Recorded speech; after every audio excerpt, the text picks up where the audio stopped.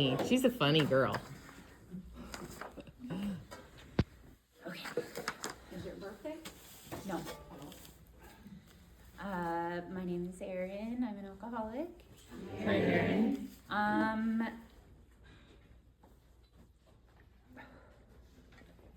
So I just want to start with at the end, I think, where I am now, because that's like the important piece, right? So I get to live a life now of peace, like every day, a peace that I could never imagine. I mean, I wasn't born in peace. I didn't grow up in peace. I didn't have any of that. And the joy that I found throughout my life was external joy. And now, like, my main focus day to day is returning to that joy that I get to have. And I get that because of Jesus. Unfortunately, he saved me when I didn't think I was worth saving. So,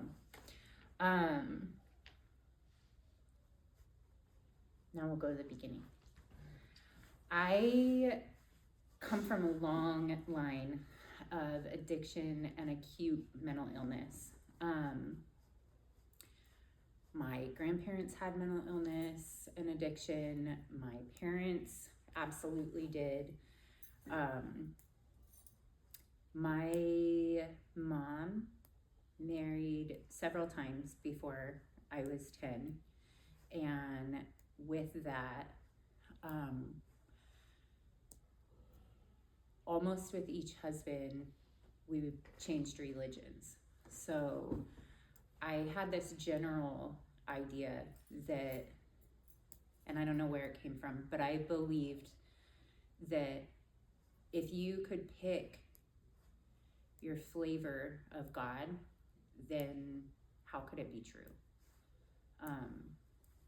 And so I just did not grow up with like a relationship with God or anything like that. At the age of 10, my grandma, who had been my savior, my like safe person, everything to me in all of the chaos that I grew up in, passed away from cancer. And in the same year, my mom, unrelated, suffered a psychotic break that would take her 20 years to recover from. Due to that, my parents, the dad that raised me, and my mom divorced all in that same year. And so I ended up in foster care through a series of events. The next 6 years I would spend in different foster homes, in and out of juvenile detention, in and out of like drug treatment programs, eating disorder treatment programs. I went to my first treatment center at 11. I was 5'6" and weighed 87 pounds because anorexia was my drug of choice first. At 17, well, I'll back up. At 15, my siblings went in. When I was 15, my siblings ended up in foster care because their dad couldn't take care of them. He basically had abused my brother to the point that he was hospitalized for quite a while, and they weren't sure that he was gonna be able to see again.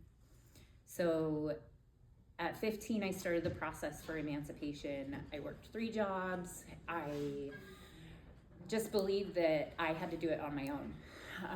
Nobody had done it before. I had helped raise these kiddos and couldn't do it from foster care. We weren't in the same home. So I managed to get emancipated. I married the boy that I had been dating and fallen in love with from the time I was 12. And at 17, we got married, got custody of all 6 of our siblings, and our own place to live in like a 4-month period. 5 months later, 9/11 happened, and by March of the following year, that husband was in Iraq. So there was just this massive weight of responsibility and of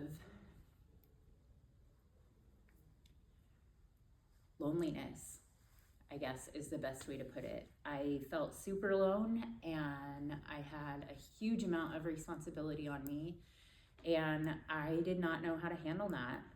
And at 18, I had been in and out of drug addiction and kind of messed with everything before that point, but at 18, I started selling drugs and started transporting them between Oregon and Texas, where we were stationed, and continued to do that for the next 10 years while my husband deployed and came back and forth and pursued a career in law enforcement, which was kind of counterproductive. When he got out of the military, he had a traumatic brain injury that went undiagnosed for several years. Jess has always been the love of my life, but we were living two very different lives, and he was applying to become a U.S. Marshal, and during that process, they basically disclosed to him that I was under surveillance and he would not ever be able to become a U.S. Marshal. And it kind of tore us apart, between his undiagnosed brain injury and a lot of things going on there, and my inability to give up the behaviors that I was doing. We ended up divorcing. And it was the start of just a 15-year downhill slam. At one point, I was selling drugs at the police parking garage. I don't know if you could call it dating, but involved with multiple abusive men. I just didn't care about anything. I just had completely given up. All of our siblings had turned 18. 4 of them had gone into the military. 1 of them had gone into law enforcement also. And I just didn't have a place. I didn't have a purpose anymore. And I sought my purpose in drugs and in alcohol and in crappy relationships where someone needed rescued. And I just repeated the pattern, I sought out anybody that was just like my alcoholic dad. I sought out anybody that was just like my broken mom. And I was going to fix that relationship because I couldn't fix the one before. And in 2015,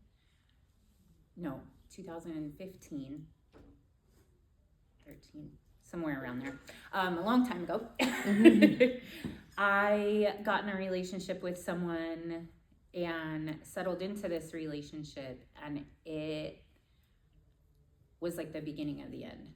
I look at it now and I'm grateful for that relationship in some ways. I still hold a lot of resentments. I still struggle a lot with the person that I became in that relationship. But if it hadn't been for going that low, I wouldn't have gotten to a place of surrender. So in 2022, I found myself upside down in my car on a Forest Service road. I had left my fiance, left my youngest son with him and gone to a domestic violence shelter because I knew that if I stayed even one more day, one of us was going to wind up dead. A bunch of stuff happened before that it just had progressed to a point where I knew one of us had to leave, and it was me. So I had flipped my car, was upside down in a ditch off of a ravine on a Forest Service road somewhere between Oregon and California in the woods, and ended up staying the night on the ceiling of my car, and something just broke in me. I knew I just was done, and I had this moment where I couldn't even cry anymore. I just was sitting there, and I was like, I remember distinctly just saying, if you're real, like, this is it. If something doesn't change here, I know that you're not out there. And I don't think I even knew who I was talking to. So nothing got better. The next morning I started walking into what I hoped was town, was stopped by a Forest Service fire crew that happened to be from my hometown, like 5 hours away, guys I grew up with in high school partying with. And I just was like, you've got to be kidding me. And it was not the reunion I wanted it to be. They called the Forest Service because I had flipped my vehicle. And I don't know if you guys know this, but you can be arrested by the Forest Service. Wow. Yeah. So the Forest Service officer ended up arresting me for reckless driving. And I had a warrant that was about 7 years old for DUI that I had just never taken care of. Ended up in jail, and my solution to that was to leave the county.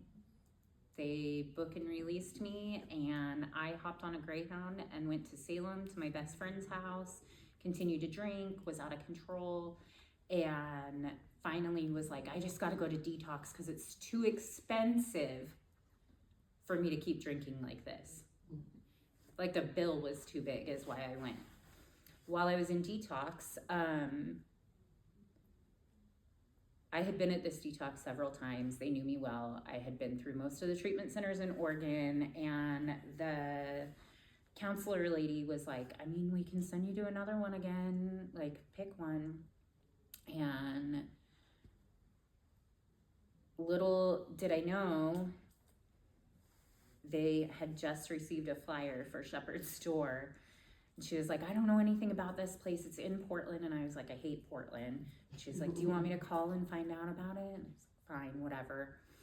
So she came back to me and she was like, well, I want you to hear me out. It's faith-based. And I was like, I'm not joining a cult. It's a year long. And I was like, I'm definitely not giving up a year of my life, right? Because, like, it was so good. Like, I was, I've wasted 30 of them, but I'm not giving up a year. So I just laughed and I was like, it's not happening. And she just was like, just think about it. Give it a night. Tell me in the morning.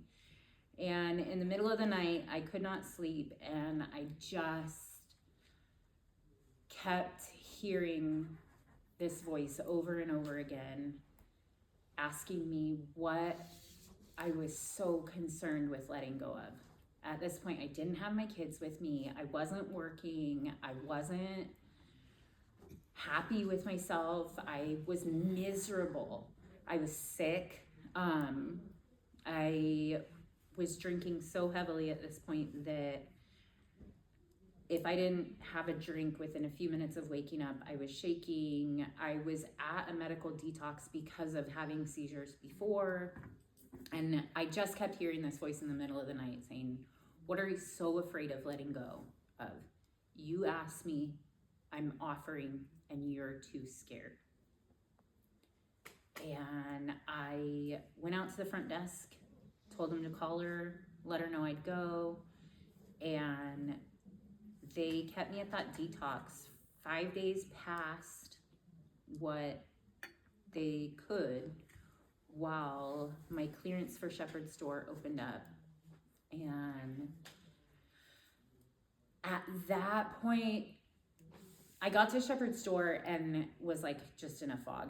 I didn't know what was happening. I didn't know what was going on. I was so sensitive to anything. I just was a mess. But I hung on to those words of like, what are you so afraid of letting go of? And at some point in being at Shepherd's Store, I had this moment of just surrender, where I was like, at this point, I will give up everything. Just make it not miserable. And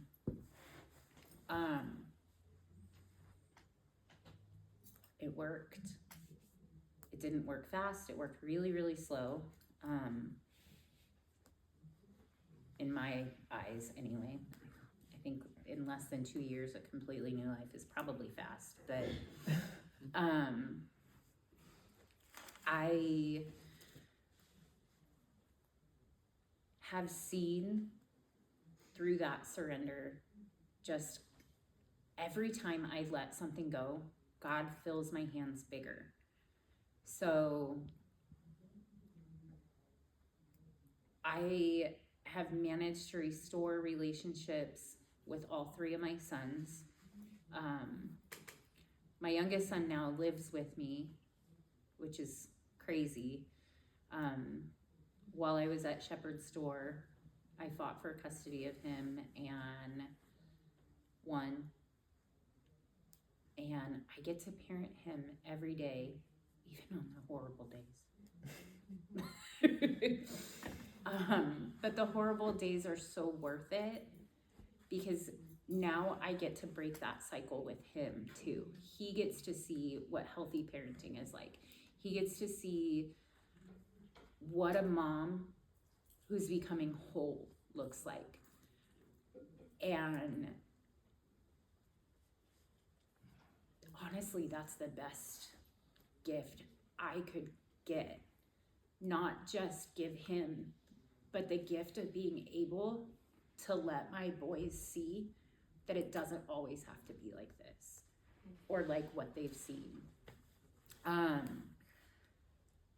Through that work with parenting and through doing the steps and just listening to what the person in front of me says, like I have always been that person, and for good reason, right? Like, not saying there was no reason. I've always been the person that knows what the next step is, that figures it out on her own, that does it myself, but it put this block in my way.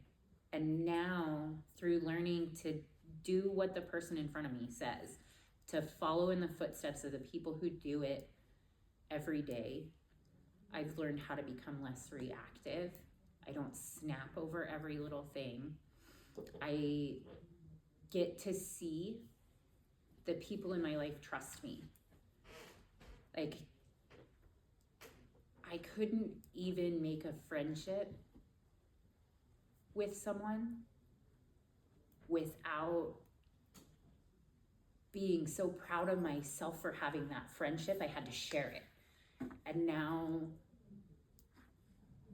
I can have those relationships that are just based on trust, that are just based on love for each other, on care for each other. And that's through like learning and reading how Jesus did it, modeling that, looking at what the steps teach us, going back and looking at each of my days and going, where could I have done it better? Where did I screw up? Who do I need to say sorry? And that's where that peace comes from. Knowing that I don't have to have it right every time, that I don't have to be perfect, that the whole world's not going to come crashing down if I screw it up. I get to pick it back up again and try again. And I can do that because I have that salvation from God. I have that already paid for gift. And I can trust in that. And being able to trust in that takes all the daily stresses away. So I guess going back to the beginning, what I get now is freedom. And I don't get a promise of tomorrow's freedom. I don't get a promise of next week's freedom, but I get a promise of today's freedom if I listen and I follow. And I'm grateful for that. So hopefully it made sense. I don't know. Very good. That's all I got. Thank you.